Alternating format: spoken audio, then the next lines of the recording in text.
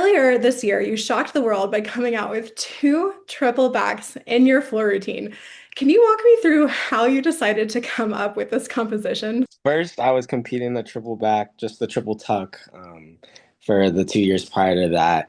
And I felt like it was starting to get easier, and my coaches were like pushing me to start working the triple pike. And I was like a little nervous to start doing it and actually compete it on the floor because it's a lot different than just, tucking it. It's a lot more energy and power. So it took me a few months to actually go and attempt it on the floor. But honestly, once I felt that I could compete that consistently. Like doing two triples didn't feel like too hard of a next goal. So I went ahead and just went full on and trained that for the upcoming months up to season. Um, and honestly, I don't think anyone really expected me to compete it as many times as I did. They really only expected maybe the first meet just to get it under my belt and then Winter Cup, and that was going to be it. But going into that season, my mindset was kind of like, this is my routine. I'm doing this every routine, every meet. And that obviously didn't end up happening because it's a really hard set. But I did compete it, I think, at three meets total. Yeah, I Um, remember last year I had made a video about like, is Kam Nelson going to be doing the triple backs? Like, are we going to see this? And you were like, no, not till championships. And so yeah, you ended up coming out like starting the season with the two triples in one routine. I was like, oh my goodness, he's done so much work to get to this point. yeah. And so when people see that routine, like most people are like the two triples. That's like they're that's like the hardest thing in their minds. But for me, like once I'm done with the first skill, then I'm like repeating it. It's just the second skill. The hardest one for me is my full double front being fourth. It is usually like either first or second going into like the past routines that I've done.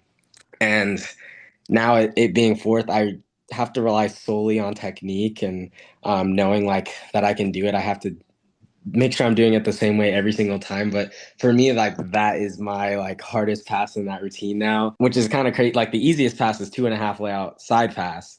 And that's a lot of people's like main passes before. But this new code really pushes you to actually like push for the difficult side passes. You can't just do a double full, honestly, anymore if you want to be a competitor on there. So, really, I saw myself doing this routine out on the international stage. So, that's what I was really going for. I wanted to be the one doing the hardest difficulty routine. And I actually still have more to give in that routine's difficulty. There's some more passes I'm working to hopefully bump it up a little bit more. But that's for the future. I saw you had recently posted a video on Instagram that you had bumped it up to the potential 6-3 difficulty. And as I was going through all the different routines that you've competed this year, you've competed really various degrees of difficulty. So how do you choose which routine? Is it something that you do before you even step on the floor, or is it something that you feel out kind of like Aliyah Mustafina would do, where she would get going and be like, this is not happening today, and just change it mid-routine?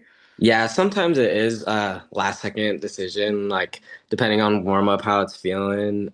Usually I'll do at least a tuck triple back. That's in my base set now. But what had changed in the beginning was if I was doing double dismount or tuck half half, if it was worth it. Since you don't get like a dismount bonus, really, it was maybe more beneficial for me to just do a simpler dismount and go for landing instead of going for a harder dismount. So little things like that are usually last second.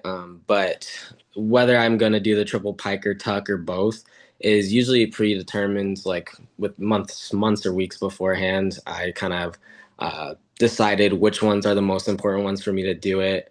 Which ones are like for prep for bigger competitions for me to do both. And yeah, really what's like the most important times to do those bigger teams for me. So it's usually I have a little bit of an idea what I'm gonna do, but sometimes like things do change last minute. My body's not where it should be, and I have to make little changes in the meter or the day before. With having that strategy plan between you and your coaches heading into nationals to solidify that spot on the world team, you not only have to have the highest difficulty that was competed at either Euros or Asians, which you obviously have in your current set, but you also have to win the event. And so, is there a mixed strategy where you'll go in and you'll do the one day of the 6-1, 6-2, or 6-3 difficulty?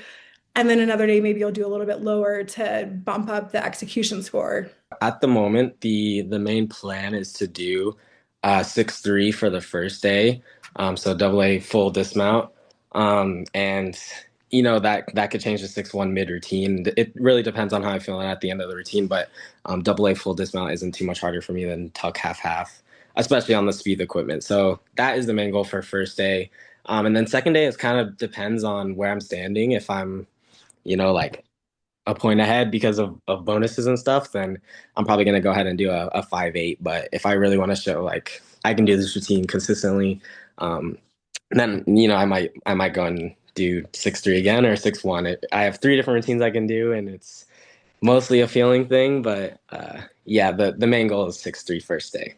I know that you've been working with your coaches to sort of strategize for this upcoming national championships, but I'm curious, have you had any communication with high performance director Brett McClure, and has he advised you or guided you on this process at all?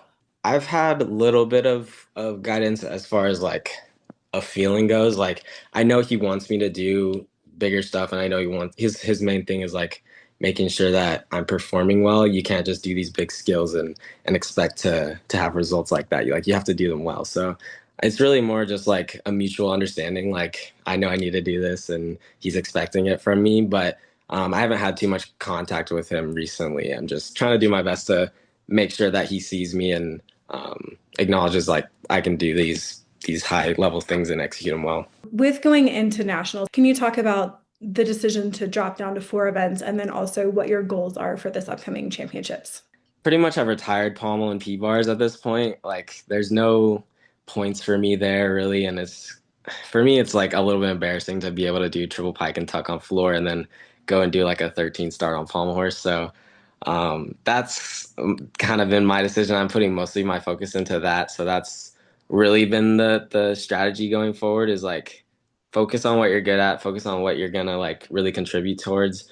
And then, if later in the future, like I'm pretty set on these events, like I can do them every time, then maybe we'll add them back in. But as of right now, I don't see myself doing that. It's a really interesting strategy. It feels like it mimics a little bit of what the Chinese are doing because they have, a few all-arounders who are among the top, but most of their team is actually comprised of gymnasts who Mhm. only do a handful of events and they really like specialize on that. So I'll be interested to see where that takes you in the future.